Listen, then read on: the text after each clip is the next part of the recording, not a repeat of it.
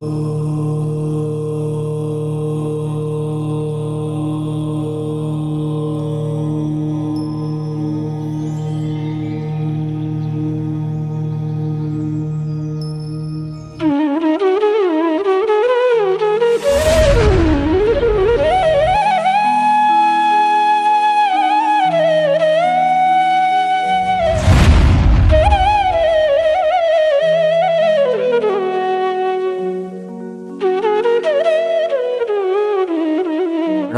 अरिहंताणं नमो सिद्धाणं नमो आयरीयाणं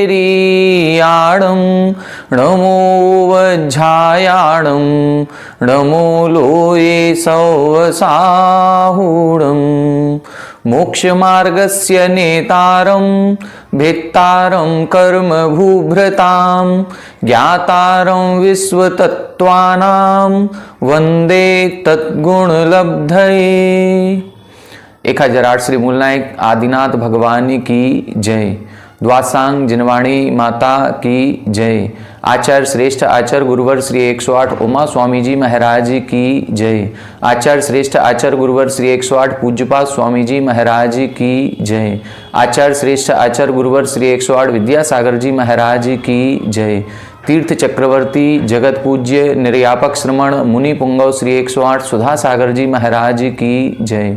समस्त मुनि संघ की जय। वर आचार्य पूज्यपाद स्वामी जी द्वारा रचित इस सर्वार सिद्धि ग्रंथराज की स्वाध्याय श्रृंखला में 9वें अध्याय के अंतर्गत संबर तत्व का विवेचन चल रहा है।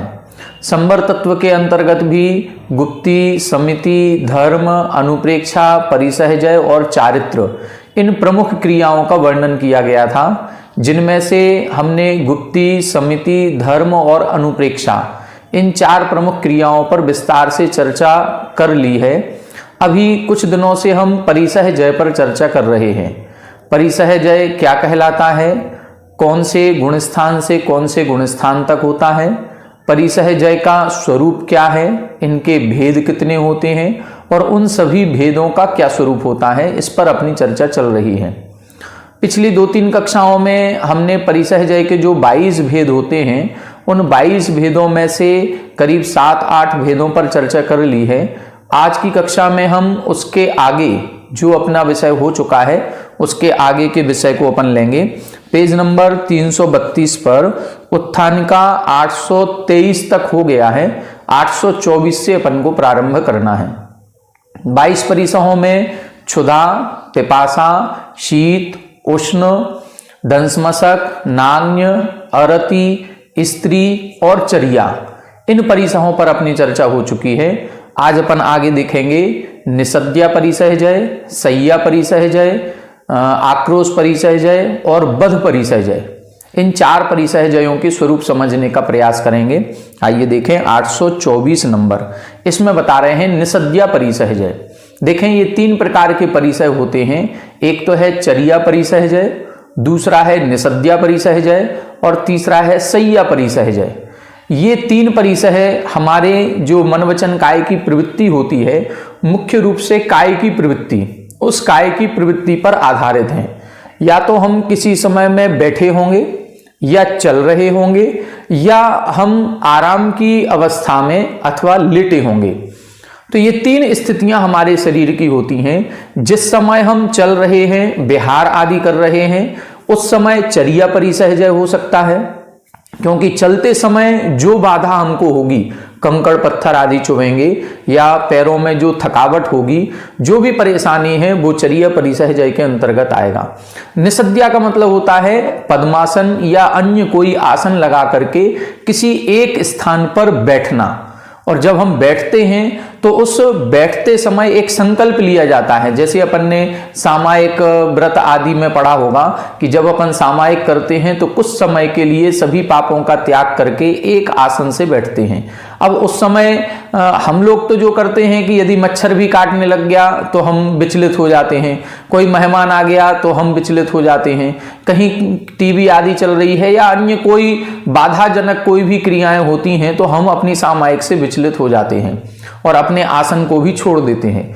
लेकिन मुनिराजों के ये कहा गया है कि अब वो जो आसन लगा करके बैठे हैं और एक संकल्प लेकर के बैठे हैं कि हम 2 घंटे तक, 4 घंटे तक, 20 घंटे तक, जो भी उनका एक समय सीमा है, उस समय सीमा तक हम इसी आसन में बैठेंगे। अब उस आसन में बैठते समय जो संकल्प ले लिया, अब उसमें शारीरिक रूप से कोई परेशानी हो सकती है। हम एक आसन से जब बैठेंगे तो पैरों में झुनझुनी भी आ सकती है, पैर शून्य हो सकते हैं, अन्य प्रकार से कमर दर्द आदि की समस्याएं हो सकती हैं, शरीर अकड़ने लग जाता है, या उस समय जो हम बैठे हैं उसमें शरीर में तो कोई बाधा नहीं हो रही है, लेकिन अन्य कोई त्रियंचकृत बाधा होने लगी है, कोई मच्छर आदि काटने लगा, कोई सांप बिच्छू निकल करके आ गया, वो कोई हमको बाधा पहुंचाने लगा। तो इस प्रकार से यदि कोई अन्य बाधा भी आ रही है तो भी उस आसन को नहीं छोड़ना, उस आसन से विचलित नहीं होना, इसको बोलते हैं निसद्या परिसहजय। चर्या करते समय कंकड़ पत्थर आदि चुभने पर है वो परिसहजय। ये परिसहजय बैठते समय जो बाधा उत्पन्न हो रही है उस बाधा को सहन करना। और सय्या परिसहजय का मतलब है कि जो हमारे मुनिराज होते हैं ये कभी भी सूर्योदय में, सूर्योदय भी क्या, ब्रह्म मुहूर्त में उठ जाते हैं, सूर्योदय के भी 1.5 घंटे 2 घंटे पहले उठ जाएंगे, लगभग 3 साढ़े 3 बजे उठ जाते हैं और फिर सामायिक ध्यान आदि की क्रियाएं करते हैं। और फिर 3:30 बजे से उठने के बाद दिन भर कहीं कोई आराम का समय नहीं है कि दिन में आज हम 2 घंटे का समय है लेट जाएं, नहीं, दिन में तो आराम की बात ही नहीं है। रात्रि में भी जब विश्राम करते हैं तो इनको ये कहा गया कि एक करवट से लेटना है, और कितने, 1 पहर तक, बस एक अंतिम पहर में ही ये अपनी आराम की बात रखते हैं, इसके अलावा नहीं। तो वो जो अंतिम 2-3 घंटे का, 4 घंटे का जो भी विश्राम का समय होता है उसमें भी 1 करवट से लेटते हैं, अन्य प्राणियों को बाधा ना हो इस उद्देश्य से। तो उस समय 1 करवट से लेटते समय अब वो जमीन कैसी पथरीली है, खेत की जमीन है, जंगल की जमीन है। अब पहले के जमाने में कोई लकड़ी के पाटे आदि होते हों, ऐसा तो कोई संभव नहीं है। जो शिलातल है, पहाड़ आदि का जो पत्थर की बनी हुई है, उसी पर लेट गए, तो उसमें जो शरीर में बाधा उत्पन्न होती है उसको सहन करना, वो सय्या परिसहजय कहलाता है। आइए देखें, अपन देखते हैं निसद्या, सय्या और चर्या। चर्या को अपन ने पहले समझ लिया था, निसद्या और सय्या पर अपन चर्चा करते हैं। देखें 824 नंबर, पेज नंबर 332।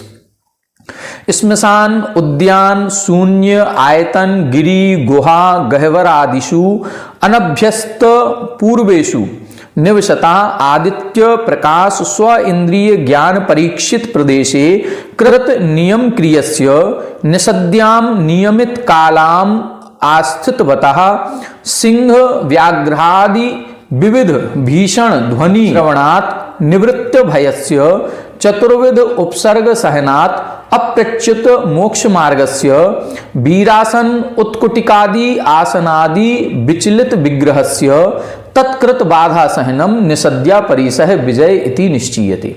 देखें कितने सारे विशेषण इधर भी लगाए हैं। श्मशान, उद्यान, शून्य, आयतन, गिरि, गुहा, गह्वर आदिषु अनभ्यस्त पूर्वेषु।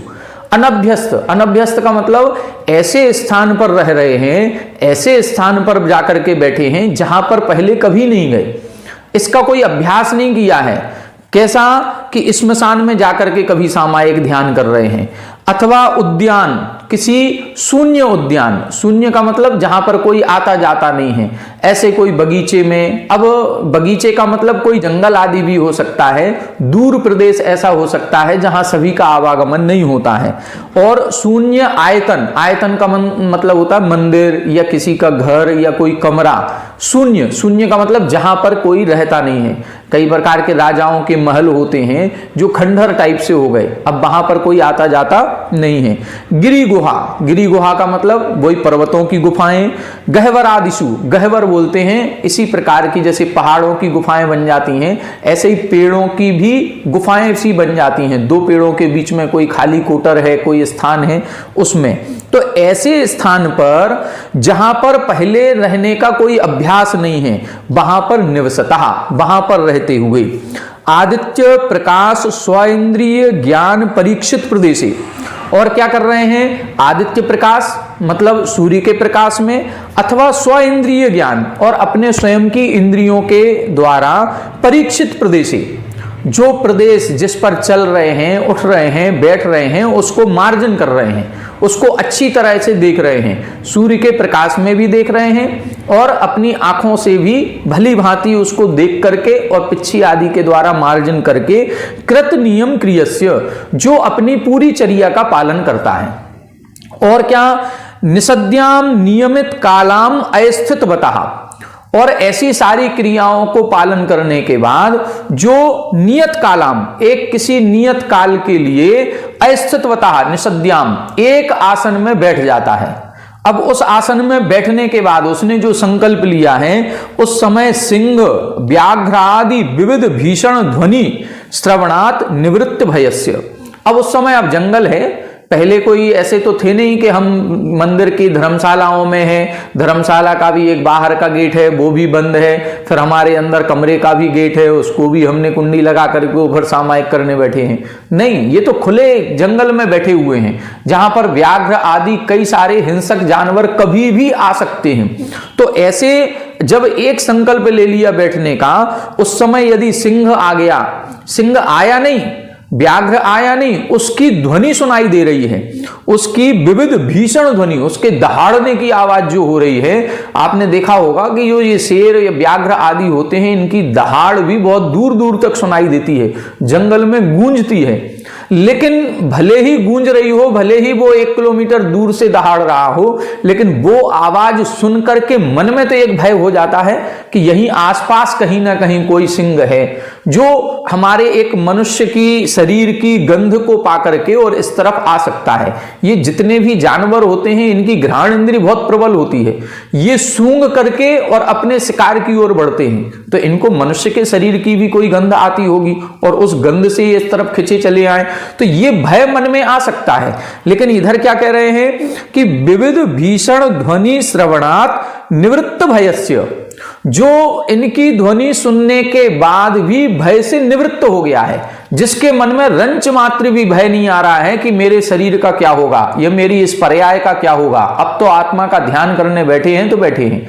उनके मन में एक ही भाव आता है कि हमने जीवन भर यही तो साधना की है कि जब हमारा मरण हो तो नमोकार मंत्र हमारे साथ हो, जब हमारा मरण हो तो हम अपने आत्म ध्यान में डूबे हों। और अभी हम आत्म ध्यान ही तो कर रहे हैं, अभी हम पंच परमेष्टि का ही तो ध्यान कर रहे हैं। यदि इस समय कहीं कोई व्याधा आ जाती है तो उसको शांत भाव से सहन करते हैं।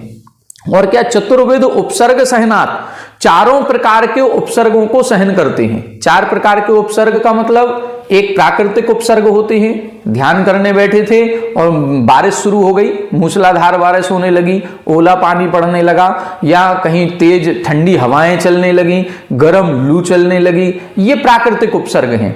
दूसरा होता है त्रियंचकृत उपसर्ग, किसी शेर व्याघ्र आदि के द्वारा कोई उपसर्ग कर दिया जाए। एक होता है मनुष्यकृत उपसर्ग, मतलब कोई मनुष्य आकर के भी उपसर्ग कर सकता है, जैसे यशोधर मुनिराज के गले में सर्प डाल दिया, जैसे गजकुमार मुनि के ऊपर जलती हुई सिगड़ी रख दी। तो ऐसे जो हमारे दुश्मन होते हैं, हमारे दुश्मन का मतलब कोई मुनिराजों को किसी से दुश्मनी नहीं है, लेकिन इस मुनि पद से अन्य इतर धर्मी लोगों को दुश्मनी होती है। वो कहीं ना कहीं अपना बैर भंजाने के लिए या बैर का बदला लेने के लिए इस प्रकार के उपसर्ग कर देते हैं। अथवा एक होता है देवकृत उपसर्ग, कोई व्यंतर आदि के जो देव हैं ये भी उपसर्ग कर सकते हैं। तो ऐसे 4 प्रकार के उपसर्ग, देवकृत, मनुष्यकृत, त्रियंचकृत और प्राकृतिक। तो इन सभी प्रकार के उपसर्ग सहनात्, जो इनके उपसर्गों को सहन करने से अप्रच्युत मोक्ष मार्गस्य, जो मोक्ष मार्ग को कभी नहीं छोड़ते हैं। उपसर्ग कितना भी कठिन से कठिन आ जाए उस उपसर्ग को सहन करेंगे, लेकिन हम अपनी सामायिक को छोड़ करके उठ करके भाग जाएं, हम अपने ध्यान को छोड़ करके चले जाएं, नहीं, हम अपनी साधना से विचलित नहीं होंगे इस प्रकार से। और क्या, वीरासन उत्कुटिकादि आसनादि विचलित विग्रहस्य, और ये 2 विशेष प्रकार के आसन होते हैं, एक वीरासन और एक उत्कुटिकासन। अब ये किस प्रकार से लगाए जाते हैं इसका हमें ज्ञान नहीं है कि वीरासन कैसे लगता होगा या उत्कुटिका आसन कैसे लगता होगा। ये निश्चित रूप से कोई ऐसे आसन होते होंगे जिसमें शारीरिक परेशानी ज्यादा होती होगी, इसीलिए इधर ग्रंथ में लिखा है। शायद वीरासन ऐसा होता है कि पद्मासन लगाने के बाद घुटने के बल बैठना, मतलब पीछे से जैसे अपन पद्मासन लगाते हैं तो पैर एक के ऊपर एक आ जाते हैं, ऐसे ही पीछे से ये पैर हमारे जुड़े हुए होंगे लेकिन हम घुटने के बल होंगे। इस प्रकार से इस आसन पर अब घुटने के बल बैठना, वो भी 1 घंटे 2 घंटे 4 घंटे, ये जो समय की ड्यूरेशन है ये जितनी अधिक होती है उतनी बड़ी कठिन साधना मानी जाती है। 2 मिनट के लिए, आधा मिनट के लिए तो हम भी बैठ जाएं, लेकिन हम आधा मिनट से ज्यादा होगा तो इतने में हमारे शरीर का बैलेंस बिगड़ जाएगा और हमें भी कष्ट होना शुरू हो जाएगा। लेकिन इसका इतना अभ्यास करते हैं कि लंबे समय तक एक ही आसन से बैठते हैं। और क्या लिखा, अविचलित विग्रहस्य, विग्रह का मतलब शरीर, जो अपने शरीर को अविचलित विचलित नहीं करते हैं, तत्कृत बाधा सहनम, और उससे उत्पन्न होने वाली बाधाओं को सहन करते हैं, उनके निसद्या परिसह विजय इति निश्चयति, उनके निसद्या परिसह जय जानना चाहिए। तो निसद्या का मतलब क्या है, आसन लगा करके बैठना, और उस बैठते समय जो बाधाएं आ रही हैं, शारीरिक परेशानियां भी आएंगी, प्राकृतिक उपसर्ग भी हो सकते हैं, देवकृत भी हो सकते हैं, त्रियंच मनुष्यकृत भी हो सकते हैं। अब ये जो उपसर्ग आदि हो रहे हैं इनको शांत भाव से सहन करना और अपने उस आसन से विचलित नहीं होना, इसी को हम निसद्या परिसहजय कहते हैं। अब सय्या परिसहजय देखें वो क्या होता है। स्वाध्याय ध्यान अध्वश्रम परिखेद तस्य मौहूर्त कीम खर विषम प्रचुर शर्करा कपाल संकटा अति शीतोष्णेषु भूमि प्रदेशेषु निद्राम अनुभवतो यथाकृत एक पार्श्व दंडायत दिशाइनः प्राणी बाधा परिहाराय पतित दारुवत व्यपगत आशुवत अपरिवर्तमानस्य ज्ञान भावनौ आहित चेतसा अनुष्ठित व्यंतर आदि विविध उपसर्गात् अपि अचलित विग्रहस्य अनियमित कालाम तत्कृत बाधाम क्षममाणस्य सय्या परिसह क्षमा कथ्यति।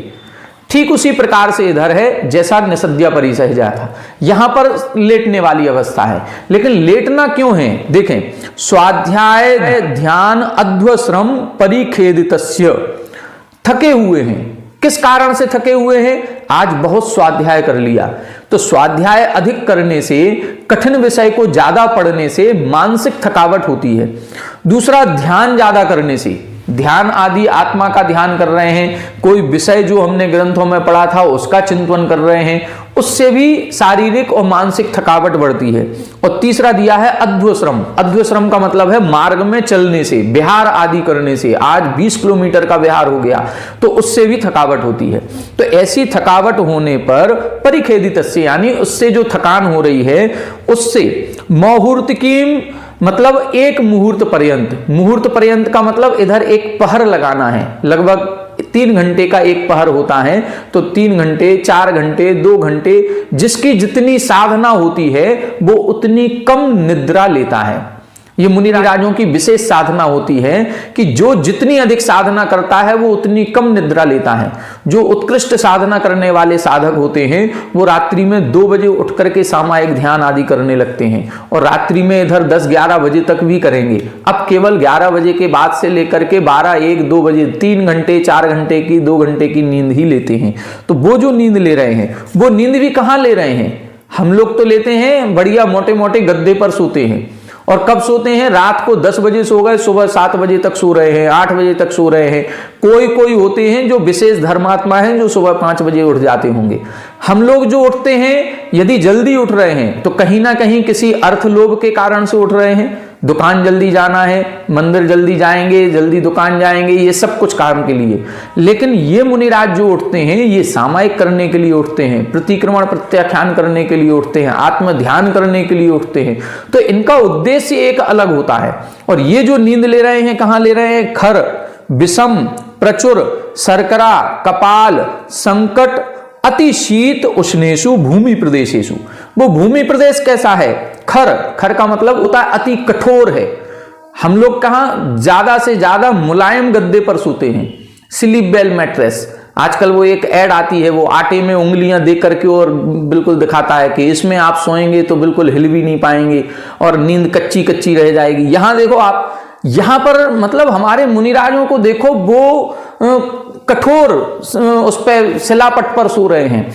कहां? विषम प्रचुर, विषम यानी समतल नहीं है भूमि, कहीं तिरछी है, कहीं टेढ़ी है, ऊपर नीचे हो रही है। अथवा प्रचुर सरकरा, जिसमें अनेक मात्रा में छोटे छोटे कंकड़ या बड़े बड़े कंकड़ हैं। और क्या है? कपाल संकटा अति शीत उष्णेशु, जहां पर कपाल यानी खप्पर टाइप के पड़े होते हैं, सारे खप्परों को मिला करके अब उसके ऊपर सो रहे हैं। लेकिन वो खप्पड़ एक से थोड़ी है, हम लोग तो बिल्कुल एक सा 3x6 का एक पलंग है, उसमें भी बढ़िया मोटा सा गद्दा पड़ा हुआ है, रजाई ओढ़े हैं, सब कुछ किए हैं, तब उसमें हमारी नींद कहीं कच्ची कच्ची रह रही है, पूरी नहीं ले पा रहे हैं। मुनिराज कैसे लेते होंगे? लेकिन उसमें भी क्या कर रहे हैं? ऐसे भूमि प्रदेशेषु निद्राम अनुभवतो, निद्रा को अनुभवन करते हुए कैसे सोते हैं? यथाकृत एक पार्श्व दंडायत दिशाइनः, यथाकृत मतलब जितनी शक्ति होती है, या तो एक पार्श्व भाग, एक करवट से लेटेंगे। एक करवट से क्यों लेट रहे हैं? वो इसलिए लेट रहे हैं कि एक बार पाटे का मार्जन कर दिया या भूमि का मार्जन कर दिया, और मार्जन करने के बाद अब लेट गए। अब यदि हम वो करवट को बदलेंगे तो पता नहीं पीछे कौन से जीव हैं, हमारी पीठ पर भी होंगे, भूमि प्रदेश पर भी होंगे। अब हम यदि उस पर पलट जाएंगे तो हमारी पीठ के दबाव से वो जीवों का घात हो सकता है।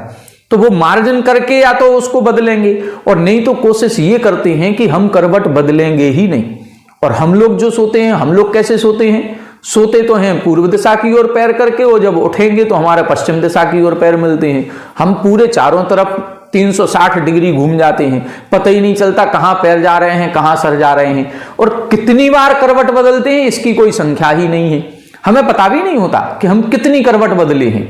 कभी एक बार इतने होश में सोए, होश में सोने की बात कर रहे हैं, सो भी रहे हैं लेकिन होश में, इतने मतलब होश के साथ कि हम जब करवट बदलें तो हमें एहसास हो कि अब हमने करवट बदली है। अब सोचो जरा कि सोना भी है और होश में भी सोना है कि हमें करवट बदलनी है, तो हमें वो एहसास होना चाहिए कि हमें कब करवट बदलनी है। ऐसा नहीं है कि इतनी गहरी नींद में सो गए कि हमारी 4-6 करवट बदल गई, पता ही नहीं चला। मुनिराजों की ये नींद होती है कि वो सोते भी हैं और सोते हुए जागते भी रहते हैं कि हमें करवट बदलनी है, तो हम बदलें कि नहीं बदलें। अथवा क्या कह रहे हैं? एक पार्श्व भाग से सोएंगे, अथवा दंडायत। दंडायत का मतलब होता है सीधे सो गए, करवट से नहीं सोए हैं, सीधे सोए हैं। तो सीधे सोने पर प्राणी बाधा परिहाराय, प्राणियों को बाधा ना पहुंचे इस प्रकार से उनकी बाधा को दूर करते हुए पतित दारुवत। पतित दारुवत का मतलब, दारू का मतलब होता है लकड़ी, गिरी हुई लकड़ी के समान। जैसे आज यदि मान लो हमारे पास ये डस्टर रखा है और इसको हमने ऐसे छोड़ दिया जमीन में, और ये जैसा गिरेगा बस अब ऐसे ही पड़ा रहेगा जब तक हम इसको उठा करके नहीं रखेंगे, बस ऐसी गिरी हुई लकड़ी के समान। मतलब यदि लेटे हैं तो अब रंच मात्र भी हिलन डुलन नहीं होगा उनमें, वो बिल्कुल वैसे ही लेटे रहेंगे 2 घंटे तक, 3 घंटे तक, गिरी हुई लकड़ी के समान। अथवा लिखा है व्यपगत आशुवत, जिसमें से प्राण निकल गए हैं। व्यपगत यानी रहित हो गए हैं, आंसू का मतलब प्राण, प्राणों से जो रहित हो गया है, मतलब मुर्दा के समान। जैसे मुर्दा व्यक्ति में कोई भी हलन चलन नहीं होता, वो जैसा डला है वो वैसे ही डला रहेगा, तो उस तरह से ये भी लेट रहे हैं। ये तो जागृत है, लकड़ी नहीं है, मुर्दा भी नहीं है, जीवित हैं, फिर भी साधना कितनी कठिन कर रहे हैं, इतनी कठिन कर रहे हैं कि हम लेटेंगे लेकिन हाथ पैर भी नहीं हिलाएंगे, इस प्रकार से। और ज्ञान भावना आहित चेत सहा, और ज्ञान भावना में अपने चित्त को लगाते हैं। सो भी रहे हैं तो तरह तरह के सपने देखते हुए नहीं, उस समय भी जो उन्होंने शास्त्रों में पढ़ा है उसका चिंतन करते हुए लेटते हैं। अनुष्ठित व्यंतर आदि विविध उपसर्गात अपि अचलित विग्रहस्य अनियमित कालाम तत्कृत बाधाम क्षममाणस्य। और क्या लिखा कि जब उसमें भी व्यंतर आदि के द्वारा विविध उपसर्ग आदि, जो लेटे हुए हैं, इस लेटे हुए में भी उपसर्ग आ सकते हैं। जैसे अपन ने निषद्या परिसह जय में 4 प्रकार के उपसर्ग पढ़े, इसी प्रकार से चारों उपसर्ग इधर भी हो सकते हैं। रात्रि में बरसात होने लग जाए, रात्रि में कोई आकर के उपसर्ग कर जाए, कोई त्रियंच आ जाए, तो इन सभी उपसर्गों पर भी अचलित विग्रहस्य, जो अपने शरीर को चलायमान नहीं करते हैं, और अनियमित कालाम तत्कृत बाधाम सममानस्य, और अनियत काल तक, मतलब कोई निश्चित समय नहीं है कि हमें 3 घंटे ही सोना है, हम 3 बजे के पहले तो उठेंगे ही नहीं, अनियत काल। हो सकता है समय के पूर्व उठ जाएं, और हो सकता है कि यदि उपसर्ग होने लग गया तो फिर वो विचलित नहीं होंगे, वो उपसर्ग जब तक समाप्त नहीं होगा। तो तत्कृत बाधाम क्षममाणस्य, उस संबंधी बाधाओं को जो सहन करते हैं उसके सय्या परिसह क्षमा कथ्यते, उनके सय्या परिसह जय कहा जाता है।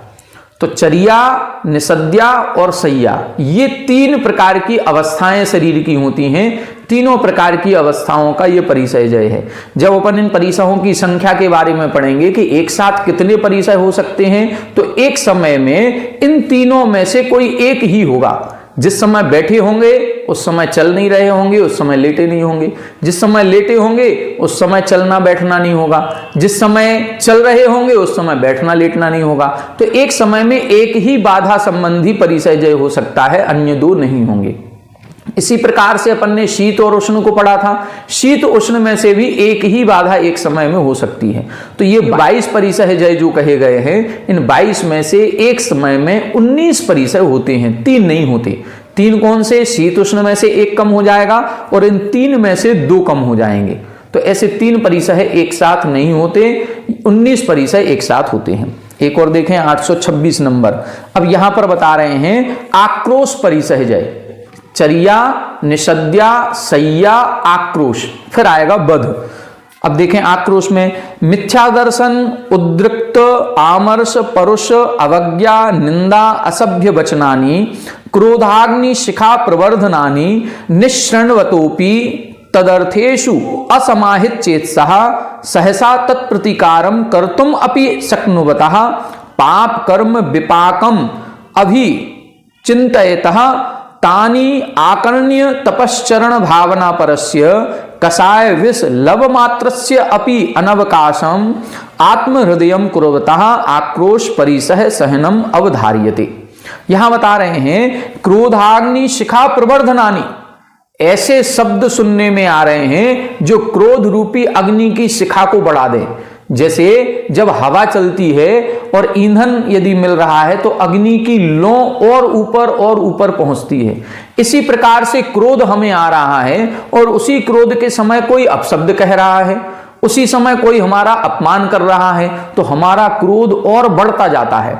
तो क्रोध रूपी जो अग्नि की शिखा है उसको बढ़ाने वाली ऐसे मिथ्या दर्शन उद्रिक्त, जो मिथ्या दर्शन आदि के प्रभाव से, किसकी बात कर रहे हैं? इतर धर्मी लोगों की बात कर रहे हैं कि जब मुनिराज बिहार आदि पर निकलते हैं और जो इतर धर्मी लोग मिलते हैं तो वो मिथ्या दृष्टि है। मिथ्या दर्शन के प्रभाव से कभी आमर्ष, आमर्ष का मतलब क्या है? यहां पर क्रोध रूप वचन कहते हैं। परुष यानी कठोर वचन कहते हैं। अवज्ञा अर्थात उनके अपमानजनक शब्द कहते हैं, उनकी निंदा रूप शब्द कहते हैं। और असभ्य वचनानि, जो सभ्य वचन नहीं है, ऐसे गाली गलौच अपशब्द आदि देते हैं। ऐसे सारे वचनों को सुनने के बाद भी, ऐसे सारे वचन क्या हैं? क्रोध रूपी अग्नि को बढ़ाने वाले हैं। इनको निःसृण्वतोपि, इनको सुनते हुए भी तदर्थेषु असमाहित चेतसा, उनके अर्थों में असमाहित चेतसा मतलब अपने मन को ले ही नहीं जाते।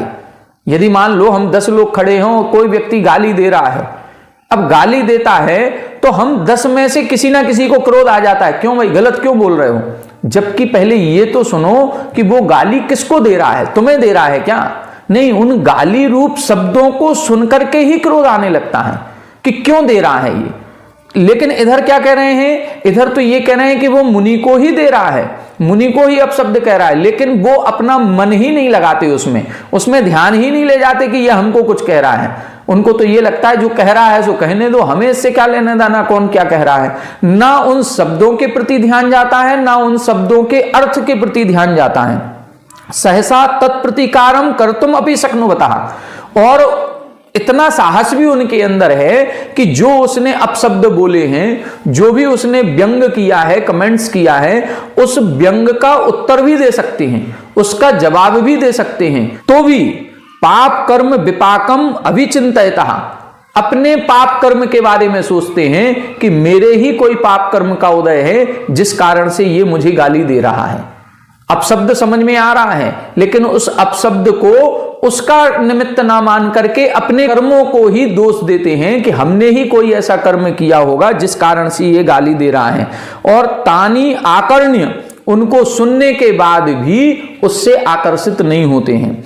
तपश्चरण भावना परस्य, और तपश्चरण रूप अपनी भावना रखते हैं कि हमें तो अपनी साधना करनी है, हमें इन व्यर्थ की बातों में नहीं पड़ना। और कषाय विष लव मात्रस्य अपि, जो कषाय का विष रूपी कषाय है, जो हमारे अंदर एक जहर घोल देती है, उसका लव मात्र से, लव का मतलब एक रंच मात्र भी, कण मात्र भी उसको अपने अंदर अनवकाशम मतलब स्थान नहीं देते हैं। ऐसे आत्म हृदयम कुर्वतः, उसके लिए उन गालियों के प्रति, अपशब्द के प्रति, निंदात्मक शब्दों के प्रति जो अपने मन में जगह ही नहीं देते हैं, कोई स्थान नहीं ऐसे शब्दों के लिए, और उसको अपना ही पूर्व कर्म का फल मानते हुए सहन करते हैं, उसको आक्रोश परिसह सहनम अवधार्यते, उसको हम आक्रोश परिसह जय कहते हैं।